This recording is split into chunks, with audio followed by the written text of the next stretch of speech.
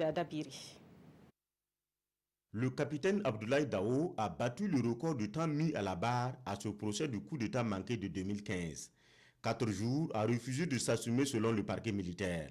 Cette attitude du capitaine divise la défense, à commencer par maître Bertin Kienou.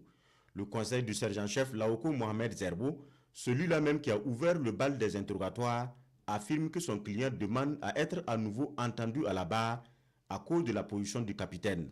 Toujours dans la dénégation des faits, le capitaine dit ne pas donner certains ordres à son adjoint, l'adjudant-chef-major Éloi Badiel. Pourtant, ce dernier avait soutenu à la barre avoir reçu tous ces ordres du commandant du groupement des unités spéciales du RSP en la personne du capitaine Abdoulaye Dao.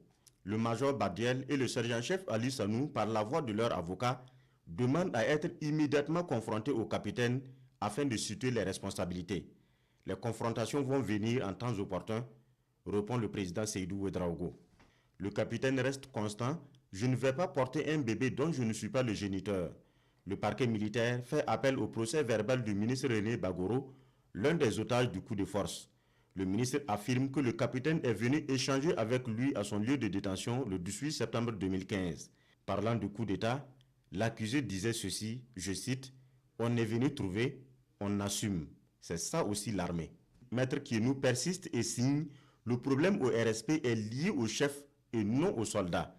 Si nous sommes là aujourd'hui, c'est parce que les chefs ont failli. Maître Ali Néa de la partie civile renchérit, les soldats se sont sacrifiés pour vous les chefs.